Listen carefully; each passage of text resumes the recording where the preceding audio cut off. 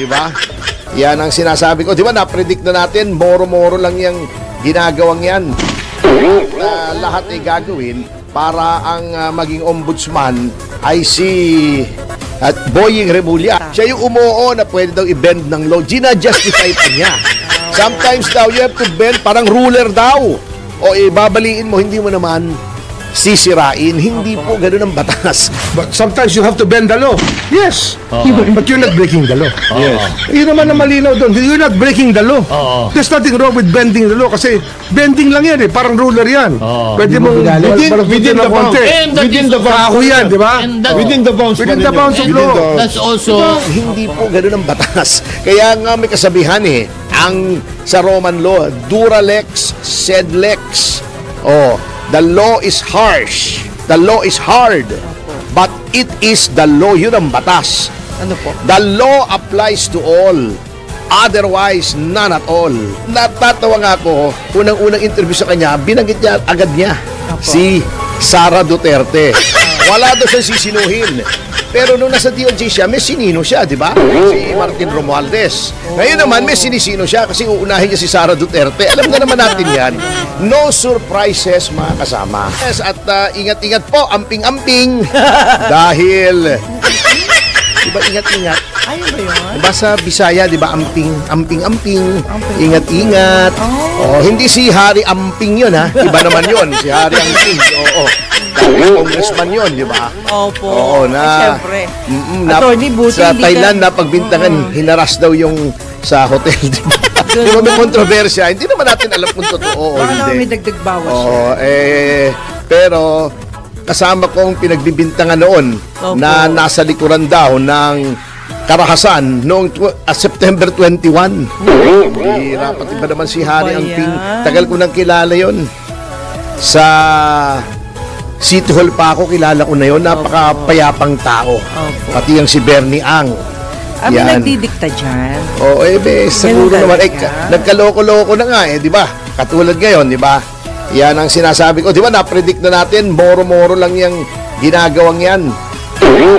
Lahat ay gagawin para ang maging ombudsman ay si Boying Remulla. Ayan, andyan na. Di ba? Natatawa nga ako, unang-unang interview sa kanya, binanggit niya agad niya si Sara Duterte. Wala daw siyang sisinuhin. Pero nung nasa DOJ siya, may sinino siya, di ba? Si Martin Romualdez. Ngayon naman, may sinisino siya kasi uunahin niya si Sara Duterte. Alam na naman natin yan. No surprises, mga kasama. Ang natatawa lang ako, may mga nagbabash sa akin. Kawawa daw ako ngayong ombudsman na si pangalan nito, Boying Remulla. Sabi ko, paano ako maging kawawa? Hindi naman ako opisyal ng gobyerno. Hindi naman ako nagnakaw. Tagal ko nang wala sa gobyerno. At kahit alam nyo po, hindi naman sa pagmamalaki, kahit sino naman ang presidente, kahit sinong CJ, kahit sinong ombudsman, kahit sino lahat yan, okay naman po sa akin. Kasi yung opisina po namin ay maliit na opisina. Naghahanap buhay kami ipagtanggol yung mga dapat ipagtanggol. Hindi po katulad ng mga opisina yan na iba. Hindi ko nababanggatin kung sino, pero alam naman po natin yan na yung mga law offices na yan, hindi po legal services ang binebenta. Kundi influence peddling ang ginagawa. Gusto nila malapit sila sa mga namumuno at sila ay nang didiskarte, nag-aayos ng kaso. Huwag na po tayong magmaang-maangan. Huwag na nating lokohin ang ating sarili. Marami pong ganyan. Tingnan nyo na lang noon, lalo na nung panahon ng martial law. Doon biglang lumaki yung ilang mga law offices na hanggang ngayon, second generation na, ay nandiyan pa rin yung impluensya. Yung iba po ay nasa gobyerno na. Yan yung mga law office ng mga nanungkulan sa ilalim ni Marcos Sr. Di ba? May mga crony-crony yan eh. Di ba? Katulad noong panahon ni Marcos Sr., di ba may sinasabi mga crony. Pero alam nyo, maayos naman noon.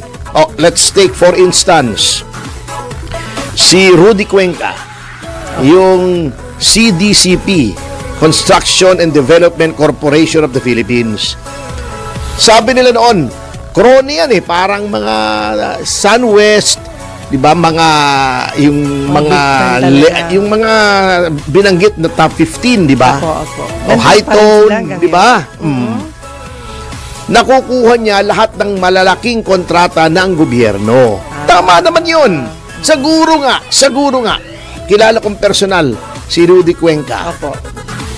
Siguro nga halos lahat ng kontrata ng gobyerno nakukuha niya. Pero maayos ang pagkagawa. Marcos Highway andyan pa. Oo. Yang South Luzon Expressway project niya yan Matitibay. ng CDCB andyan pa. Halos lahat ng proyekto walang ghost.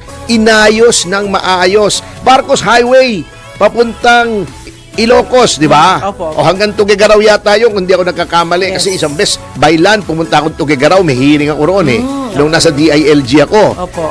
Official capacity. Medyo bumabagyo, ayaw mag-take off nung chopper ng PNP. Dati nung panahon ni Mayor Lim, mga year 2000, Opo. 1999, mayroong air group ang PNP. May mga Eurocopter yon. Siyempre, Okay. official function, magpe-prepare sila para dalhin si Secretary Fred Lim, dating mayor ng Maynila. Biglang hindi makakapunta. Opo. Ako ang representative. Siyempre, wala namang masama doon kasasakay. Doon sa chopper. Halimbawa, Tugigarawan Lakad o Baguio. Opo. O minsan, dyan lang, malapit-lapit lang, 15. Sa Chaong, 15 minutes lang. Okay. At least, Isang beses sasakyan ako by land sa Tugigaraw. Opo. Ang ganda pa rin ng Marcos Highway. Wow. O, di ba?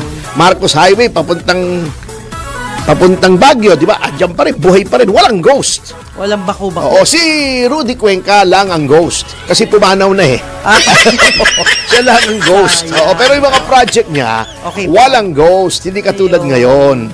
Babalik tayo sa ombudsman, di ba? Sa sinasabi, no sacred cows. Nung DOJ secretary siya, may sacred cows. Ibig mo sabihin, naging santo siya, naging matino siya na public servant dahil lang papunta siya sa ombudsman. Anong nagbago? Wala naman Ganun pa naman ang pagmumuka niya, di ba? Hindi nagbago. Ay, nako, maraming netizen na hindi natutuwa sa nangyayari daw ngayon kasi para daw lahat iisang side lang. Oo, kasi nga, talaga namang obvious na pinilit lang. Yun nga po. Oo. Kaya yun. Ang ombudsman na ito, yung the same person na sinabi ni Erwin Tulfo, we have to bend the law. Ayun. Yes, sir. Binend din ng law. Binrake pa ang law. Gumawa ng sariling law para lang maging ombudsman yan. Yun nga po, Oo. nakakatakot. Siya yung umuo na pwede daw i-bend ng law. Gina-justify pa niya. Sometimes daw, you have to bend, parang ruler daw. O babaliin mo, hindi mo naman sisirain. Hindi po ganun ang batas. Kaya nga may kasabihan ang sa Roman law, dura lex, sed lex. The law is harsh. The law is hard. But it is the law. Yun ang batas. Ang tamang philosophy sa batas, yung sinabi ni Mayor Fred Lim. Ano po? The law applies to all. Otherwise, none at all. Ayun. Dapat ang batas ay ipatupad sa lahat. Otherwise, kamote na. Wala na. None at all. Diba? Yun ang tamang attitude. Pangit ang Hindi mangyari yung sa atin. bend the law. Diba? Magiging lawless country daw Walang tayo. kwenta yung batas. Diba sabi ni Erwin Tulfo? Mas mataas ang mamamayan sa batas. Vox populi, vox dei. Hindi po ganon. Ang gustong mangyari ni Erwin Tulfo ay lynch mob. Dapat may due process. Batas po yung due process. Bakit batas yan? Nasa konstitusyon yan. Constitution is the highest law. Due process. Pero gusto mo mabilis. Nakakita ka ng kriminal. Hinabol mo. Binugbog mo. Binitay mo. Kumuha ka ng lubid. Binitay mo. Naghalap ka ng poste ng Meralco. Iyon. Patay na. Sinabi mo, hindi. Yun ang sigaw ng mamamayan Hindi po ganun. Pag oo ka, patay na tayo. If we have an ombudsman kung saan binrake ang mga batas para maging ombudsman at agree siya na we can bend the law, paktay na. Paktay na. Yun na nga yun Alam nyo, hindi, ako po, walang Malungkot epekto yun. sa akin yan. Kasi nga sabi ko, katulad ng sinasabi ko, yung mga bashers ko, Relax lang kayo. Baliwala po sa akin kung sinong ombudsman. Ang concern ko lang, kaya tinututulan namin, ay ang bayan.